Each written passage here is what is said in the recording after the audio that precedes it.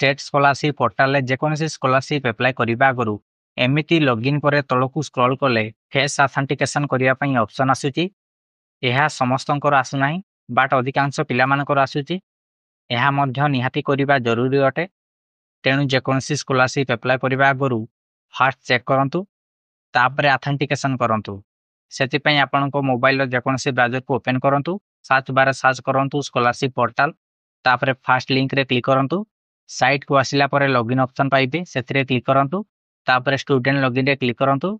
आपनको आधार number दियंतु तापरे scholarship password दियंतु। Password भूली जाइथिले तळे फॉरगॉट पासवर्ड रे क्लिक करंतु तापरे एमिति मैथ प्रॉब्लम पाइबे एहाकू सॉल्व करंतु तापरे तळे लॉगिन रे क्लिक करंतु।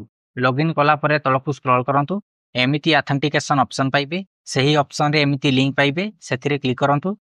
सही लिंक रे क्लिक कले प्ले स्टोर को रिडायरेक्ट हे जिवे तापरे OSSP ऐप पाइबे एहाकू इंस्टॉल करंतु। यह इंस्टॉल करबा सह प्ले स्टोर रे आधार फेस आईडी सर्च कर इंस्टॉल करंतु। दुईटी ऐप इंस्टॉल हैला परे OSSP ऐप को ओपन करंतु।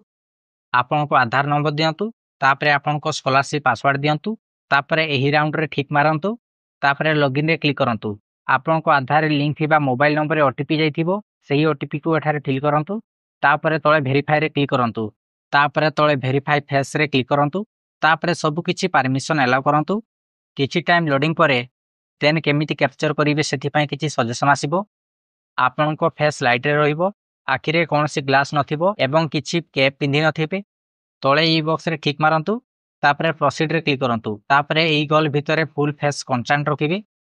जेतेबेले राउंड टी ग्रीन हबो थोरुटी आपनकर आखि बंद करी खोलिबे ऑटोमेटिक फोटो कैप्चर हे जिवो तापरे किछि टाइम प्रोसेसिंग परे सक्सेस हे जिवो तापरे ओके रे क्लिक करंतु। क्लिक कला परे ऑटोमेटिक स्कॉलरशिप पोर्टाल को रिडायरेक्ट हे जिवो तापरे लॉगिन रे क्लिक करंतु तापरे स्टूडेंट लॉगिन रे क्लिक करंतु तापरे आपनको आधार नंबर पासवर्ड एवं तळे ई मैथ को सॉल्व करंतु तापरे लॉगिन रे क्लिक करंतु। लॉगिन हैला परे तळकू स्क्रॉल करंतु देखि परिबे फेस ऑथेंटिकेशन एठारे मध्य सक्सेस हे जाईची।